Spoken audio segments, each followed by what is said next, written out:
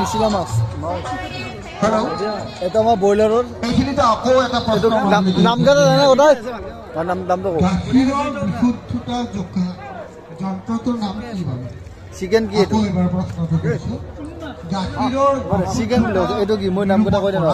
এটা আমাৰ broiler chicken এইটো কেকেৰা সঠিক উত্তৰ দিব পাৰে হাতখন দাঙি দিব লাগে আমাৰ গাহৰি আছে